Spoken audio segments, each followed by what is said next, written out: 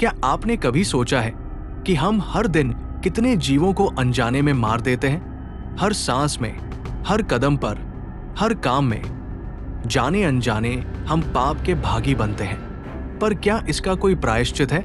क्या कोई ऐसा उपाय है जो इन अदृश्य पापों से हमें मुक्त कर सके?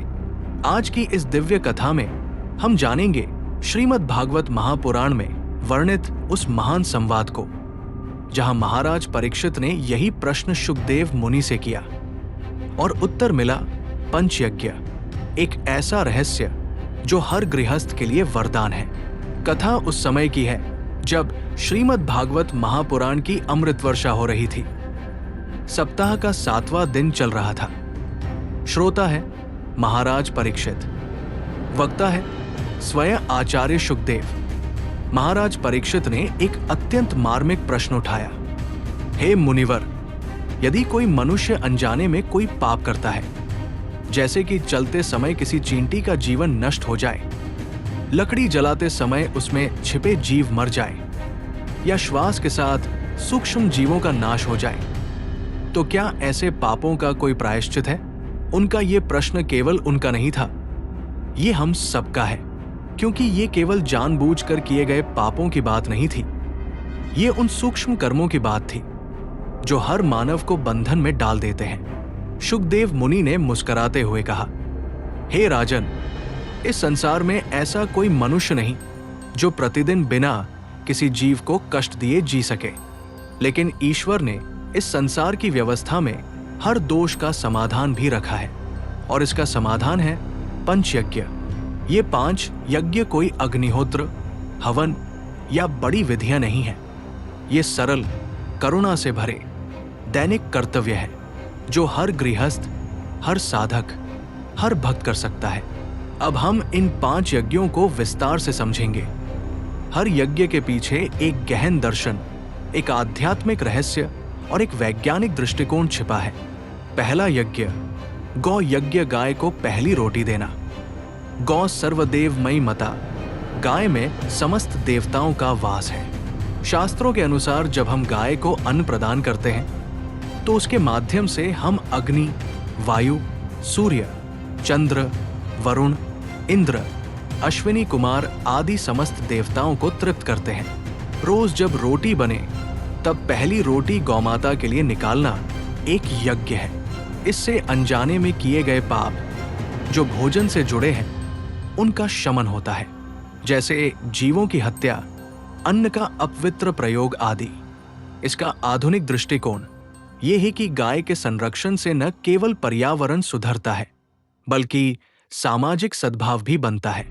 ये यज्ञ करुणा और भक्ति की परिपक्वता का प्रतीक है, और इसका भावनात्मक संदर्भ ये है कि गौमाता जब हमें देखती है और प्रसन्न होकर रोटी खाती है, वो क्षमा का प्रतीक बन जाती है।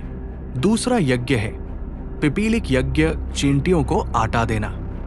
चींटियां सबसे सूक्ष्म, विनम्र और श्रमिक जीव है। वे हमारे आंगन की साध्वी सन्यासी हैं। रोज 10 ग्राम गेहूं का आटा किसी वृक्ष के पास डालना पिपीलिक यज्ञ है। ये यज्ञ सूक्ष्म जीवों के प्रति करुणा प्रकट करता है और हमें अहिंसा के मार्ग पर स्थिर करता है। इसका भावनात्मक दर्शन ये है कि जब आप एक पल के लिए बैठकर देखें, छोटी छोटी चींटियां उस आटे को एकत्रित करती हैं। वो जीवन के संघर्ष की सच्ची झलक है। ये यज्ञ मनुष्य को अपने अहम भाव से बाहर निकालता है। तीसरा यज्ञ है पक्षियों को रोज अन्न, दाना पानी डालना चाहिए। पक्षी वायु, आकाश और प्रकृति के प्रहरी हैं। सुबह सुबह दाना पानी रखना केवल दया नहीं, एक ऋण की पूर्ति है।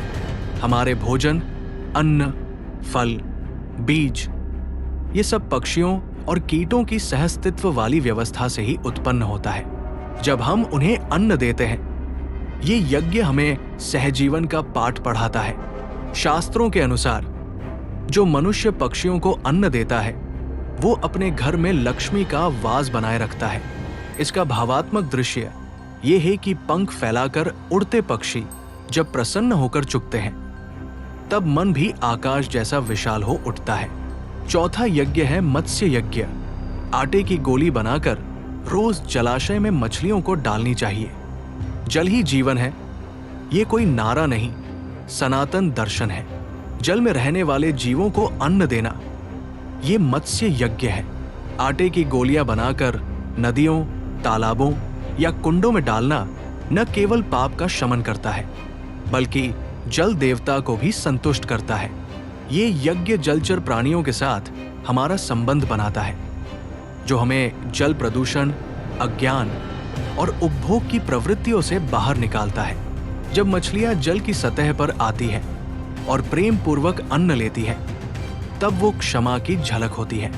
ये मत सोचिए कि मेरे पास गौ नहीं है, मेरे पास जलाशय नहीं है, मैं शहर में रहता हूं। समाधान ये है, गाय को मंदिर में दीजिए, पक्षियों के लिए छत पर रखिए, मछलियों के लिए पास के तालाब जाए। वृक्ष की जड़ें हर गली में होती है, अग्नि किचन में ही होती है। मूल बात है भावना और नियमितता। जब हम निष्ठा से करते हैं तो ईश्वर उस लघु प्रयास को भी महायज्ञ बना देते हैं।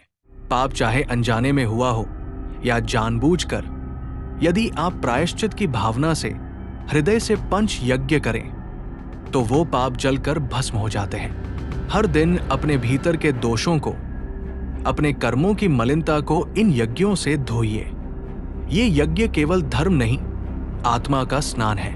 अगर आपको ये ज्ञान उपयोगी लगा हो तो वीडियो को लाइक करें, कमेंट करें, लिखें मैं प्रतिदिन पंच यज्ञ करने का संकल्प लेता हूं। चैनल को सब्सक्राइब करें ताकि ऐसे ही शास्त्र आधारित सत्य आपके जीवन में मार्गदर्शन बने।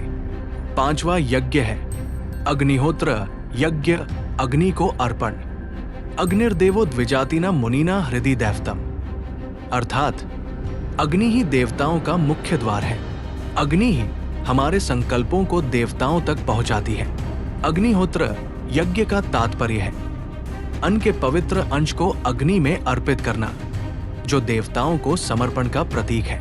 हम जो कुछ भी खाते हैं उसका पहला भाग देव को समर्पित करना, ये सनातन परंपरा का मूल है।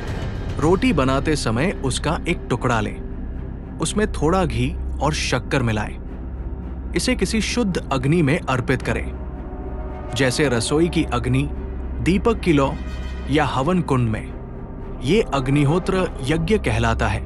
ये यज्ञ देवताओं, पितरों और सूक्ष्म शक्ति को तृप्त करता है।